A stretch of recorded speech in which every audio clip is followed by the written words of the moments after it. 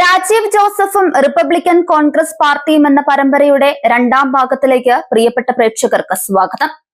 രാജ്യത്ത് വർദ്ധിച്ചു വരുന്ന തൊഴിലില്ലായ്മ പ്രശ്നം പരിഹരിക്കുന്നതിന് ഒരു വീട്ടിൽ ഒരാൾക്കെങ്കിലും സർക്കാർ ജോലി നടപ്പിലാക്കുവാൻ കേന്ദ്ര സംസ്ഥാന സർക്കാരുകൾ തയ്യാറാകണമെന്ന് ആവശ്യപ്പെട്ടുകൊണ്ട് ഡൽഹിയിൽ 40 വർഷമായി താമസിക്കുന്ന രാജീവ് ജോസഫിന്റെ നേതൃത്വത്തിൽ 2025 നവംബർ 1 റിപ്പബ്ലിക്കൻ കോൺഗ്രസ് പാർട്ടി എന്ന രാഷ്ട്രീയ മുന്നേറ്റത്തിന് തുടക്കം കുറിച്ചത്.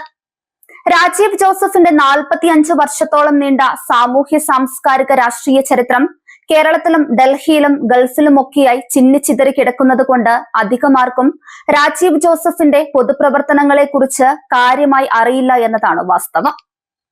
5ാം ക്ലാസ് മുതൽ KSUവിലും പിന്നീട് യൂത്ത് കോൺഗ്രസിലും ഇന്ത്യൻ ഓവർസീസ് കോൺഗ്രസിലും കോൺഗ്രസ് സേവാദളിന്റെ കേരളത്തിലെയും ഡൽഹിയിലെയും സംസ്ഥാന കമ്മിറ്റികളിലും സേവാദളിന്റെയും യൂത്ത് കോൺഗ്രസിന്റെയും ദേശീയ കമ്മിറ്റികളിലും ഡൽഹി പ്രദേശ് കോൺഗ്രസ് കമ്മിറ്റിയിലുമൊക്കെയായി 45 വർഷത്തോളം രാജീവ് ജോസഫ് പ്രവർത്തിച്ചിട്ടുണ്ടെങ്കിലും കോൺഗ്രസ് രാഷ്ട്രീയത്തിൽ അദ്ദേഹത്തിന് പിടിച്ചു നിൽക്കാൻ സാധിച്ചില്ല. അതിന്റെ കാര്യകാരണങ്ങളെ കുറിച്ച് തൽക്കാലം ഈ എപ്പിസോഡിൽ വിശദീകരിക്കുന്നില്ല. രാഷ്ട്രീയ പ്രവർത്തനങ്ങളോടൊപ്പം സംസ്ഥാന തലത്തിലും ദേശീയ തലത്തിലും അന്താരാഷ്ട്ര തലത്തിലും സാമൂഹ്യ സാംസ്കാരിക സാഹിത്യ രംഗങ്ങളിലും രാജീവ് ജോസഫ് സജീവമായിരുന്നു. കണ്ണൂർ ജില്ലയിലെ നുച്ചിയാട് UP സ്കൂളിൽ 1980-ൽ 7ാം ക്ലാസ്സിൽ പഠിക്കുമ്പോൾ സ്വന്തം നാടായ മുണ്ടാനൂർ എന്ന കൊച്ചു ഗ്രാമത്തിലെ നേതാജി സ്മാരക ഗ്രന്ഥാലയത്തിൽ തുടക്കം കുറിച്ച എഴുത്തും വായനയും പിന്നീടുള്ള ജീവിതം മുഴുവൻ രാജീവ് ജോസഫിനെ എത്തിച്ചത് വലിയൊരു പുസ്തക ലോകത്തേക്കാണ്. ഹൈസ്കൂളിൽ പഠിക്കുമ്പോൾ തന്നെ 100 കണക്കിന് പുസ്തകങ്ങൾ സ്വന്തമായി വാങ്ങിക്കൂട്ടി. വായനയിൽ മാത്രമല്ല കലാരംഗത്തും കായിക രംഗത്തും ഒരുപോലെ തിളങ്ങിയിരുന്ന രാജീവ് ജോസഫ് ഒളിക്കൽ വൈത്തൂർ ഹൈസ്കൂളിൽ 10ാം ക്ലാസ്സിൽ പഠിക്കുമ്പോൾ സ്കൂളിലെ ഏറ്റവും മികച്ച വിദ്യാർത്ഥിക്കുള്ള അവാർഡ് കരസ്ഥമാക്കി. 1985-ൽ പ്രീ ഡിഗ്രി 1ാം വർഷം പഠിക്കുമ്പോൾ, അതായത് 16ാമത്തെ വയസ്സിൽ രാജീവ് ജോസഫ് നടത്തിയ ഓൾ ഇന്ത്യ സൈക്കിൾ പര്യടനം അദ്ദേഹത്തിന്റെ ജീവിതം മാറ്റിമറിച്ചു. മതസൗഹാർദ്ദത്തിന്റെയും ദേശീയോദ്ഗ്രഥനത്തിന്റെയും സന്ദേശവുമായി രാജീവ് ജോസഫ് അടങ്ങുന്ന 10 അംഗ സംഘം കണ്ണൂരിൽ നിന്നും ഡൽഹിയിലേക്ക് നടത്തിയ സാഹസിക സൈക്കിൾ യാത്ര അക്കാലത്ത് വാർത്തകളിൽ നിറഞ്ഞിരുന്നു. 1985 ഓഗസ്റ്റ് 15 ചെങ്കോട്ടയിൽ നടന്ന സ്വാതന്ത്ര്യ ദിനാഘോഷ പരിപാടികളിൽ പങ്കെടുത്ത ശേഷം രാജീവിന്റെ സുഹൃത്തുക്കളെല്ലാം കേരളത്തിലേക്ക് മടങ്ങിപ്പോയത് ട്രെയിനിലായിരുന്നു. എന്നാൽ ഡൽഹിയിൽ നിന്നും കേരളത്തിലേക്ക് സൈക്കിളിൽ തന്നെ രാജീവ് ജോസഫ് പുറപ്പെട്ടപ്പോൾ സുഹൃത്തായ CK പ്രഭാകരനും രാജീവിനോടൊപ്പം പങ്കുചേർന്നു. ഒറ്റയ്ക്കാണെങ്കിലും സൈക്കിളിൽ തന്നെ കേരളത്തിലേക്ക് യാത്ര ചെയ്യുവാൻ രാജീവ് ജോസഫ് തീരുമാനിച്ചത് മറ്റൊരു ലക്ഷ്യത്തോടെയായിരുന്നു. നേതാജി സുഭാഷ് ചന്ദ്രബോസ് മരിച്ചിട്ടില്ലെന്നും ഉത്തർപ്രദേശിലെ ഫൈസാബാദിൽ ഗുംനാമി ബാബ എന്ന പേരിൽ ഒരു സന്യാസിയായി സുഭാഷ് ചന്ദ്രബോസ് രഹസ്യമായി താമസിക്കുന്നുണ്ടെന്നും അറിഞ്ഞതിന്റെ അടിസ്ഥാനത്തിൽ നേതാജിയെ എങ്ങനെയെങ്കിലും കാണണമെന്ന ലക്ഷ്യത്തോടെയാണ് 1985 ഓഗസ്റ്റ് 17 ഡൽഹിയിൽ നിന്നും രാജീവ് ജോസഫ് ഫൈസാബാദിലേക്ക് സൈക്കിളിൽ കുതിച്ചത്.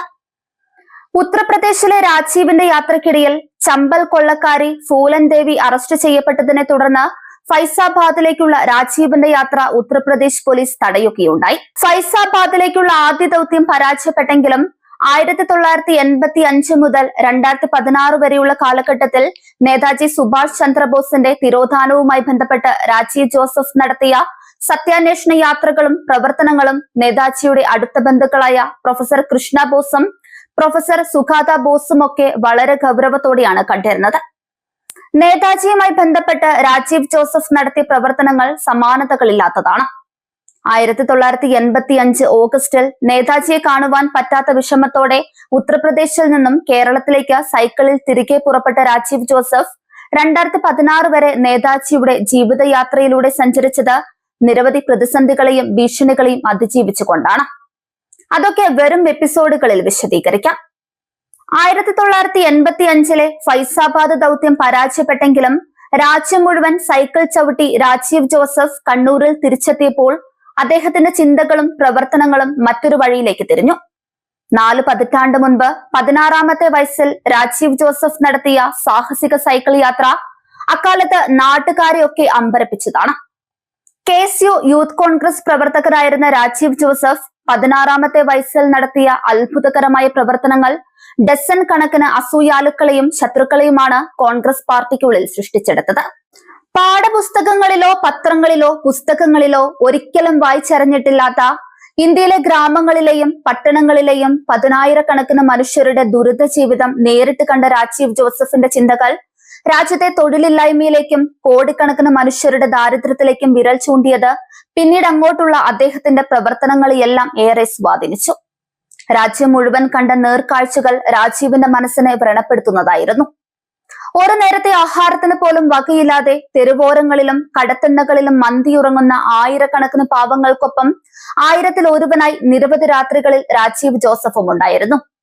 ഇന്ത്യയിലെ കോടിക്കണക്കിന് മനുഷ്യരുടെ ദാരിദ്ര്യാവസ്ഥയ്ക്ക് കാരണം എന്താണെന്ന് രാജീവ് ജോസഫ് ചിന്തിച്ചു തുടങ്ങിയത് കൊടും പട്ടിണിയിൽ മരിച്ചു ജീവിക്കുന്ന മനുഷ്യർക്കിടയിൽ പട്ടിണി വയറോടെ രാജീവും കടത്തിണ്ണകളിൽ ഉറങ്ങാൻ കിടന്നപ്പോഴാണ്.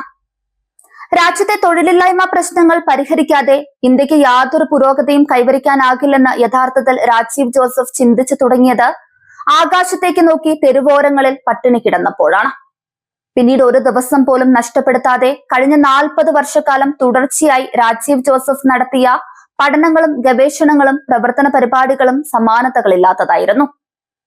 ഡൽഹിയിൽ നിന്നും സൈക്കിളിൽ കേരളത്തിലെത്തിയ ഉടൻ തന്നെ നാട്ടുകാരെയെല്ലാം അമ്പരപ്പിച്ചുകൊണ്ട് ലോക സൈക്കിൾ പര്യടനത്തിന് രാജീവ് ജോസഫ് പദ്ധതിയിട്ടു. ലോക സമാധാനത്തിന്റെയും നിരായുധീകരണത്തിന്റെയും ഡെമോക്രാറ്റിക് ലോക ഗവൺമെന്റിന്റെയും സന്ദേശങ്ങളുമായി ലോകം മുഴുവൻ യാത്ര ചെയ്യുന്നതിനോടൊപ്പം വിവിധ രാജ്യങ്ങളിലെ ജനജീവിതവും തൊഴിലവസരങ്ങളും തൊഴിൽ പ്രശ്നങ്ങളും തൊഴിൽ നിയമവും ഒക്കെ പഠിക്കുക എന്നതായിരുന്നു രാജീവ് ജോസഫിന്റെ ലക്ഷ്യം. കമ്പ്യൂട്ടറും ഇന്റർനെറ്റും ടെലിവിഷനും ഒന്നും ഇല്ലാതിരുന്ന 1985 കാലഘട്ടത്തിൽ, എന്തിനു പറയുന്നു, ഒരു ടെലിഫോൺ പോലും നാട്ടിലില്ലാതിരുന്ന കാലഘട്ടത്തിൽ, ഇതെല്ലാം പോട്ടെ, വീട്ടിലോ നാട്ടിലോ ഇലക്ട്രിസിറ്റി പോലും ഇല്ലാതിരുന്ന ആ ഇരുണ്ട യുഗത്തിൽ ലോകം മുഴുവൻ സൈക്കിളിൽ യാത്ര ചെയ്യുവാൻ വേണ്ടി 2 വർഷത്തോളം രാജീവ് ജോസഫ് നടത്തിയ തയ്യാറെടുപ്പുകൾ ഇന്റർനെറ്റ് യുഗത്തിൽ ജീവിക്കുന്ന ഇന്നത്തെ തലമുറയ്ക്ക് ചിന്തിക്കാൻ പോലും പറ്റാത്ത കാര്യമാണ്. ഐക്യരാഷ്ട്ര സംഘടനയിൽ അംഗങ്ങളായിരുന്ന 159 രാജ്യങ്ങളുടെ മാപ്പുകൾ സംഘടിപ്പിക്കുവാൻ വേണ്ടി ബഹുഭൂരിപക്ഷം രാജ്യങ്ങളുടെയും എംബസികളുമായി രാജീവ് ജോസഫ് ബന്ധപ്പെട്ടു. ഇന്ത്യയിൽ എംബസികൾ ഇല്ലാതിരുന്ന രാജ്യങ്ങളിലേക്ക് കത്തിടപാടുകൾ നടത്തി ആ രാജ്യങ്ങളുടെ എല്ലാം മാപ്പുകൾ സംഘടിപ്പിച്ചു. മുണ്ടാനൂർ എന്ന കൊച്ചു ഗ്രാമത്തിൽ മണ്ണുകട്ടകൾ കൊണ്ടുണ്ടാക്കിയ പുല്ലുമേഞ്ഞ വീട്ടിൽ മണ്ണെണ്ണ വിളക്കിന്റെ അരണ്ട വെളിച്ചത്തിൽ 2 വർഷത്തോളം നിലത്ത് കുത്തിയിരുന്നു കൊണ്ടാണ് 159 രാജ്യങ്ങളെ ബന്ധിപ്പിച്ചുകൊണ്ടുള്ള റൂട്ട് രാജീവ് ജോസഫ് തയ്യാറാക്കിയത്. വീട്ടിൽ കസേര ഇല്ലാതിരുന്നത് കൊണ്ടല്ല നിലത്ത് കുത്തിയിരുന്ന റൂട്ട് ഉണ്ടാക്കിയത്. ഭീമൻ സൈസിലുള്ള മാപ്പുകൾ നിവർത്തി വെക്കാനുള്ള കൂറ്റൻ മേശ വീട്ടിൽ ഇല്ലാതിരുന്നത് കൊണ്ടാണ് നിലത്ത് കുത്തിയിരുന്ന റൂട്ട് ഉണ്ടാക്കിയത്. 159 രാജ്യങ്ങളെ കുറിച്ചും എല്ലാ രാജ്യങ്ങളിലെയും സിറ്റികളെ കുറിച്ചും വിവിധ രാജ്യങ്ങളിലെ ജനങ്ങളെ കുറിച്ചും അവിടങ്ങളിലെ സംസ്കാരങ്ങളെ കുറിച്ചും ഓരോ രാജ്യങ്ങളിലെയും ഭാഷകളെ കുറിച്ചും അവിടുത്തെ ഭരണ സംവിധാനങ്ങളെ കുറിച്ചും വംശീയ രാഷ്ട്രീയ പ്രശ്നങ്ങളെ കുറിച്ചും ഒക്കെയുള്ള സംശയങ്ങൾ ചോദിച്ചു മനസ്സിലാക്കുവാൻ കോഴിക്കോട് യൂണിവേഴ്സിറ്റിയിലെയും കേരള യൂണിവേഴ്സിറ്റിയിലെയും നിരവധി കോളേജുകളിലെയും നിരവധി ചരിത്രാധ്യാപകരെ രാജീവ് സന്ദർശിച്ചുവെങ്കിലും യാതൊരു ഫലവും ഉണ്ടായില്ല. അവസാനം നിരവധി രാജ്യങ്ങളുടെ ചരിത്ര പുസ്തകങ്ങൾ ഡൽഹിയിൽ നിന്നും ലണ്ടനിൽ നിന്നും വാങ്ങിക്കൂട്ടി കുറെ സംഭവങ്ങളൊക്കെ പഠിച്ചെടുത്തു. 2 വർഷത്തെ പഠനങ്ങൾക്കും കഠിന ശ്രമങ്ങൾക്കും ഒടുവിൽ ലോക സൈക്കിൾ യാത്ര ആരംഭിക്കുവാൻ വേണ്ടി ഡൽഹിയിൽ എത്തിയപ്പോഴാണ് ജീവിതത്തിൽ ആദ്യമായി രാഷ്ട്രീയ പാരകളുമായി രാജീവ് ജോസഫിന് ഏറ്റുമുട്ടേണ്ടി വന്നത്. സകല പാരകളെയും അതിജീവിച്ച് യാത്ര ആരംഭിക്കുവാൻ വേണ്ടി 3 മാസത്തോളം പട്ടിണിയും പരിവട്ടവുമായി ഡൽഹിയിൽ രാജീവ് അന്തിയുറങ്ങിയത് ന്യൂഡൽഹി റെയിൽവേ സ്റ്റേഷനിലും പാർക്കുകളിലും ബസ് സ്റ്റോപ്പുകളിലുമായിരുന്നു. 2-3 ദിവസം കൂടുമ്പോൾ ഭക്ഷണം കഴിക്കുവാൻ വേണ്ടി പണം കണ്ടെത്തിയിരുന്നത് രാത്രി സമയത്ത് ന്യൂഡൽഹി റെയിൽവേ സ്റ്റേഷനിൽ ഇടയ്ക്കിടെ പോർട്ടറിന്റെ പണിയെടുത്തായിരുന്നു. രാജീവിന്റെ ഈ ചരിത്രങ്ങളെല്ലാം അറിയുന്ന നിരവധി സുഹൃത്തുക്കൾ ഇപ്പോഴും ഡൽഹിയിലുണ്ട്. ഇവരുടെയൊക്കെ സഹായത്തിലും പിൻബലത്തിലും പ്രോത്സാഹനത്തിലുമാണ് ഇപ്പോഴും രാജീവ് ജോസഫ് രാഷ്ട്രീയ പ്രവർത്തനം നടത്തിക്കൊണ്ടിരിക്കുന്നത്. ഡൽഹിയിലെ പാരകളെയെല്ലാം അതിജീവിക്കുവാൻ വേണ്ടി രാജീവ് ജോസഫ് നടത്തിയ പോരാട്ടങ്ങൾ സമാനതകളില്ലാത്തതായിരുന്നു. പഞ്ചായത്ത് പ്രസിഡന്റ് മുതൽ ഇന്ത്യൻ പ്രസിഡന്റ് വരെയുള്ള സകല രാഷ്ട്രീയ നേതാക്കളെയും രാജീവ് ജോസഫ് നേരിൽ കണ്ടു. രാജ്യത്തെ മുഴുവൻ കേന്ദ്രമന്ത്രിമാരെയും പ്രധാനമന്ത്രി രാജീവ് ഗാന്ധിയെയും നിരവധി തവണ നേരിൽ കണ്ടു. പ്രധാനമന്ത്രി രാജീവ് ഗാന്ധി ഇടപെട്ടതോടെ ലോകസമാധാനം, നിരായുധീകരണം, ജനാധിപത്യ ലോക ഗവൺമെന്റ് എന്ന മുദ്രാവാക്യങ്ങളുമായി 1988 ജനുവരി 1 രാജീവ് ജോസഫിന്റെ ലോക സൈക്കിൾ യാത്ര ആരംഭിച്ചു. ഇന്ത്യയുടെ മുൻ പ്രസിഡന്റ് ഡോക്ടർ ശങ്കർ ദയാൽ ശർമ്മയാണ് യാത്ര ഉദ്ഘാടനം ചെയ്തത്. ഇന്ത്യയുടെ അയൽ രാജ്യങ്ങൾ സന്ദർശിച്ച ശേഷം പ്രീ ഡിഗ്രിയുടെ പരീക്ഷ എഴുതുവാൻ വേണ്ടി ഇന്ത്യയിൽ രാജീവ് തിരിച്ചെത്തി. പരീക്ഷയ്ക്ക് ശേഷം യൂറോപ്പിലേക്ക് പുറപ്പെടുവാൻ വേണ്ടി ഡൽഹിയിലെത്തിയപ്പോൾ യാത്രയുടെ പല സ്പോൺസർമാരും പിന്മാറുകയുണ്ടായി. ഡൽഹിയിലെയും നാട്ടിലെയും രാജീവിന്റെ പാരകളെല്ലാം ഒന്നിച്ചുകൂടി രാജീവിനെ സഹായിച്ചു കൊണ്ടിരുന്ന എല്ലാ രാഷ്ട്രീയ നേതാക്കളെയും കേന്ദ്രമന്ത്രിമാരെയും ഒക്കെ ബന്ധപ്പെട്ട് അവരുടെ എല്ലാം സഹായങ്ങളൊക്കെ നിർത്തലാക്കുകയും ചെയ്തു. രാജീവ് ഗാന്ധിക്ക് ശേഷം VP സിംഗ് പ്രധാനമന്ത്രിയായപ്പോൾ നിരവധി തവണ അദ്ദേഹത്തെയും രാജീവ് കണ്ടു. പ്രധാനമന്ത്രിയായി സത്യപ്രതിജ്ഞ ചെയ്ത് VP സിംഗ് വീട്ടിലെത്തിയപ്പോൾ രാജീവ് ജോസഫിന്റെ കയ്യിൽ നിന്നാണ് ആദ്യത്തെ മെമ്മോറാണ്ടം VP സിംഗ് സ്വീകരിച്ചത്. രാജീവിനെ സഹായിക്കണമെന്ന് അപ്പോഴത്തെ വിദേശകാര്യമന്ത്രിയും പിന്നീട് പ്രധാനമന്ത്രിയുമായ IK ഗുജ്റാളിനോട് VP സിംഗ് ആവശ്യപ്പെട്ടു. രാജീവിന്റെ മുൻപിൽ വെച്ചാണ് VP സിംഗും IK ഗുജ്റാളും ഇക്കാര്യത്തെക്കുറിച്ച് സംസാരിച്ചത്. പിന്നീട് നിരവധി തവണ IK ഗുജ്റാളിന്റെ പുറകെ നടന്നെങ്കിലും ഒന്നും നടന്നില്ല. കാരണം രാജീവിന്റെ പാരകളെല്ലാം വിദേശകാര്യ മന്ത്രാലയത്തിലും അപ്പോഴേക്കും എത്തിയിരുന്നു. ചുരുക്കം പറഞ്ഞാൽ രാജീവിന്റെ ലോക സൈക്കിൾ യാത്ര പുനരാരംഭിക്കുവാൻ അദ്ദേഹത്തിന് സാധിച്ചില്ല. ഡൽഹിയിലെ തെരുവീഥികളിലൂടെ നാളുകളോളം വീണ്ടും രാജീവ് ജോസഫ് അലഞ്ഞു നടന്നു. വെറും 18ാമത്തെ വയസ്സിലായിരുന്നു ഈ പ്രശ്നങ്ങളെല്ലാം രാജീവ് അഭിമുഖീകരിച്ചു കൊണ്ടിരുന്നത്.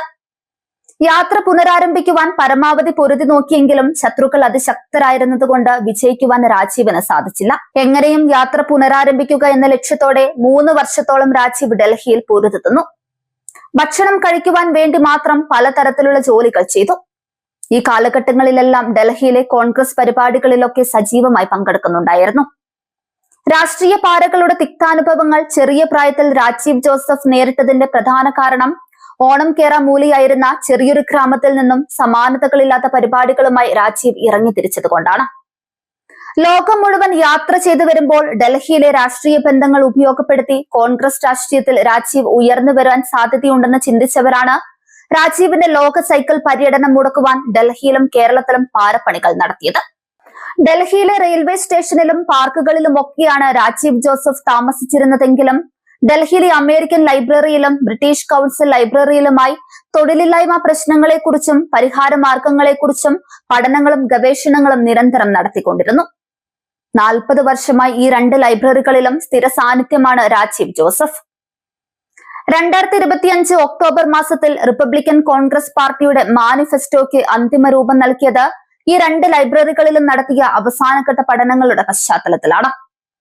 എല്ലാ ദിവസവും ഓഫീസിൽ ജോലിക്ക് പോകുന്നത് പോലെയാണ് അമേരിക്കൻ ലൈബ്രറിയിലേക്കും ബ്രിട്ടീഷ് കൗൺസിൽ ലൈബ്രറിയിലേക്കും ഡൽഹി പബ്ലിക് ലൈബ്രറിയിലേക്കും രാജീവ് ജോസഫ് പോകുന്നത്. കഴിഞ്ഞ 45 വർഷക്കാലമായി പുസ്തകങ്ങൾക്കിടയിൽ ജീവിക്കുന്ന രാജീവിന്റെ പുസ്തക ലോകത്തെക്കുറിച്ച് അധികം ആർക്കും അറിയില്ല. ഇന്ത്യ നേരിടുന്ന ഏറ്റവും വലിയ പ്രശ്നം വർദ്ധിച്ചു വരുന്ന തൊഴിലില്ലായ്മയാണെന്നും ഇതിന് പരിഹാരം കണ്ടെത്തണമെങ്കിൽ പഠനങ്ങളും ഗവേഷണങ്ങളും അനിവാര്യമാണെന്ന് കൃത്യമായി ബോധ്യമുള്ളത് കൊണ്ടാണ് കഴിഞ്ഞ 40 വർഷക്കാലം ലൈബ്രറികൾ കേന്ദ്രീകരിച്ച് രാജീവ് ജോസഫ് ജീവിച്ചത്. രാജീവിന്റെ പുസ്തക ലോകത്തെക്കുറിച്ചുള്ള വിവരങ്ങളും സംഭവ വികാസങ്ങളും അടുത്ത എപ്പിസോഡിൽ വിശദീകരിക്കാം. റിപ്പബ്ലിക്കൻ ന്യൂസ് ദയവായി സബ്സ്ക്രൈബ് ചെയ്യുക. നന്ദി, നമസ്കാരം.